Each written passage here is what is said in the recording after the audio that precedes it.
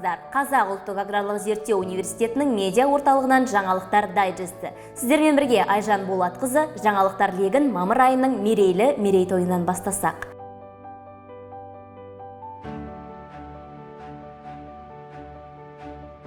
Биохимия ғылымы саласындағы белгілі ғалым зерттеуші, биология ғылымдарының докторы, профессор Сейітов Зұлқайнар Сейітұлы мерейлі 100 жасқа толуына орай университет ұжымы және ауыл шаруашылығы министрі ардагер ағамызды қара шаңырақта еңбек ардагері медалін тапсырды.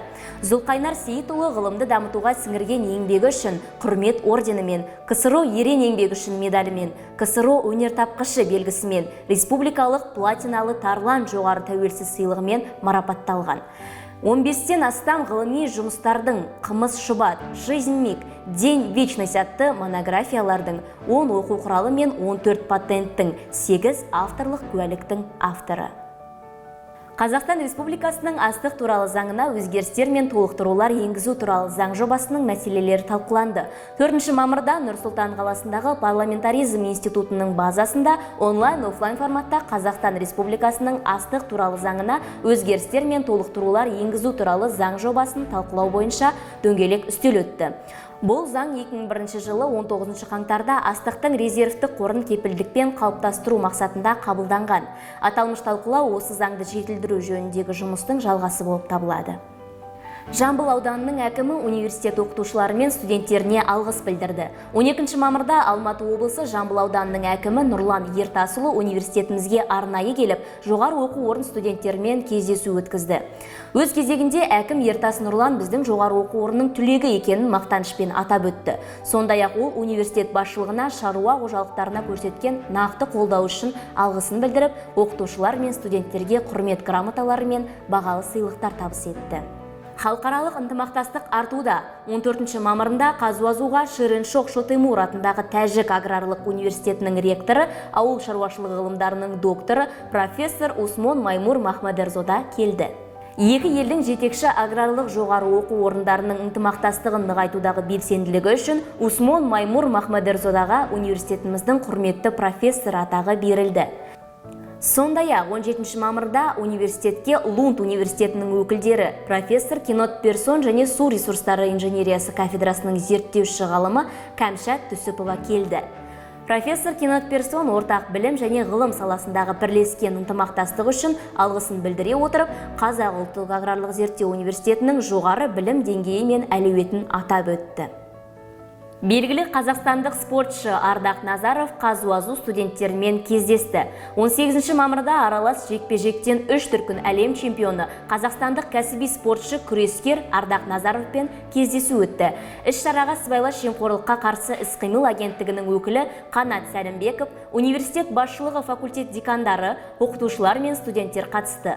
Аталмыш кездесудің мақсаты жастарды патриоттық сезімге, отанға деген сүйіспеншілікке тәрбиелеу, салауатты өмір салтын насихаттау, оқуда, спортта белгілі бір мақсатқа ұмтылу және адамның жан-жақты қалыптасуын насихаттау болып табылады. Бүкіл халықтық референдум оң өзгерістердің бастауы. 21 мамырда университет қабырғасында парламент сенатының депутаты, аграрлық мәселелер, табиғатты пайдалану және ауылдық аумақтарды дамыту комитетінің хатшысы Ақылбек Күрішбаев оқытушылар құрамы мен студенттермен кездесу өткізді. Жаңа Қазақстанды құруға арнайы бағытталған, саяси ахуалға жаңа серпін беретін конституциялық референдум алғаш рет республикалық деңгейде өткізілмек екенін сенатор Ақылбек Күрішбаев атап өтті. Аграрлық ғылымды дамыту, агроөнеркәсіп мамандарын дайындау және даму басымдықтары мәселелері талқыланды. 21 мамырда университет базасында аграрлық ғылым, агроөнеркәсіптік кешен мамандарын даярлау проблемалары мен басымдықтары тақырыбында келелі кеңес болып өтті. Кеңес барысында сенатор Ақылбек Күрішбаев, вице-министр Бағлан Бекбауов, ұлттық аграрлық ғылыми білім беру орталығының басқарма төрағасы Дархан Балпанов, ғылыми зерттеу институттарының басшылары сөз сөйлеп, күн тәртібіндегі мәселелері жан-жақты талқыланды. Сондай-ақ аграрлық ғылым және агросектор үшін кадрлар даярлау, сондай-ақ бүгінгі көтерілген мәселелерді одан әрі дамыту бойынша өз ұсыныстарын білдірді. Халықаралық волейбол турнирі аталып өтті. 20-22 мамыр аралығында Олжас Сүлейменов жүлдесі үшін волейболдан ардагер командалар арасында 15-ші халықаралық турнир болып өтті. Спорттық іс-шараның салтанатты ашылуына Қазақстанның белгілі мемлекет және қоғам қайраткерлері, ақын, дипломат және әдебиеттанушы Олжас Сүлейменов, Амандық Баталов, Ғани Қасымов және тағы да басқа көрнекті тұлғалар қатысып, турнирге қатысушыларға сәт сапар тіледі. Финалда бақ сынасқан Атамекен Агро мен Қазақ ұлттық аграрлық зерттеу университеті командалар арасындағы додада бас жүлдені біздің университеттің ардагерлері қанжығасына байлады. Я считаю, что вот каждый, и желаю, чтобы каждый из вас играл до 85 лет, понимаешь? Вот. Это настоящий ветеранский возраст. Желаю успеха, выход на площадку – это уже победа. Спасибо вам. Биотехнология және биохимия саласындағы халықаралық жобаларды дамыту мәселелері бойынша сындарлы кездесу. 27 мамырда Қазуазуда Комстек бас үйлестірушісі профессор Мухаммед Икбал Чаудхари және азық-түлік қауіпсіздігі жөніндегі Ислам ынтымақтастығы ұйымының бағдарламалар мен жобалар департаментінің директоры доктор Исмаил Абделхамидпен кездесу болып өтті. Аталмыш шара нәтижесінде профессор Мухаммед Икбал Чаудхари университет ғалымдарының ғылыми жетістіктерін ескере отырып, бірлескен ғылыми зерттеу жобалар дамытудың жан-жақты қолдау қажеттігін, университеттің инновациялық жаңалықтары мен әзірлемелерін шетелдік әріптестермен бөлісуді ұсынды. Референдум еліміздің болашағы үшін маңызды қадам.